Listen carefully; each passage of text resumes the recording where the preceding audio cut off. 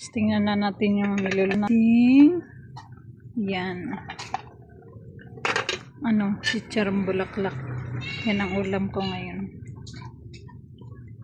Pakulaan ko muna bago prituhin.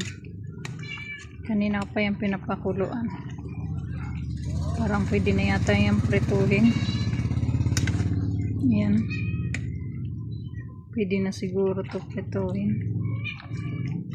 Kulang ko na lang siyang saglit. Kinuha ko na yung iba. Yan. Pero yung iba doon nakasalang pa. Iwain ko na to.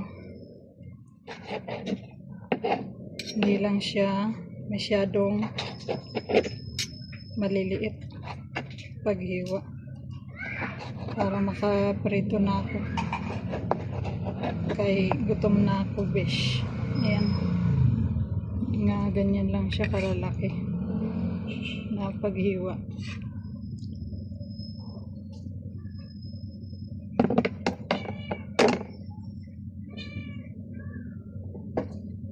Saglit. Kung mga besh, nahiwa ko na yan lahat. Yan.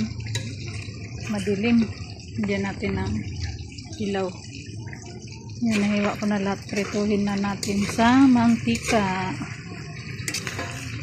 Oh, may pasok ka dyan, friends. Dumikit na. Hindi ko agad nalagyan ng mantika. Dagdagan kung pag dinagdagan kasi mantika, dadami yung mantika. Kulang mantika, dagdag.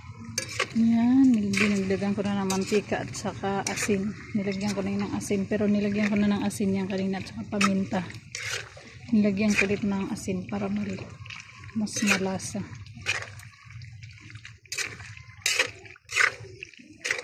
May naato yung apoy. Takpan natin mga besh para maluto. Tingnan nga natin kung luto na. Kung luto na ba siya. Makatalsikan tayo. Kunti pa. Hindi pa luto. Kunting ano pa.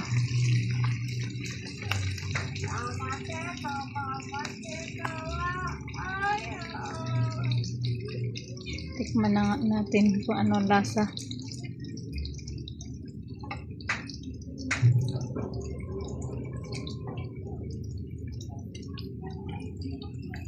Yan, tikman natin ko tayong dalawa.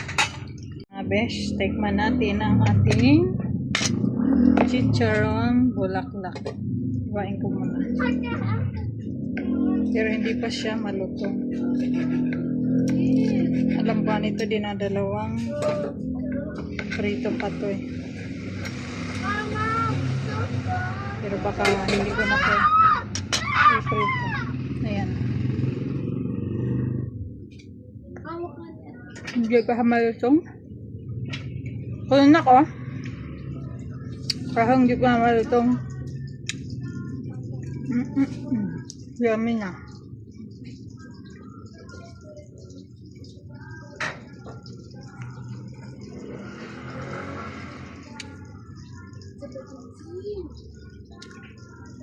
Harap. Kasi templado.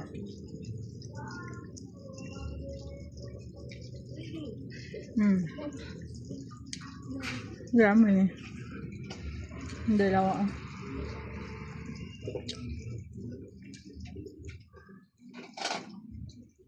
Friend, I want to eat. Do you want? Ayaw kumain.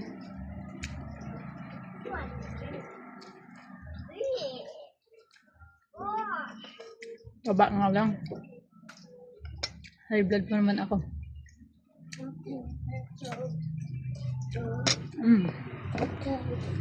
Yummy. Sarap kahit gumatong.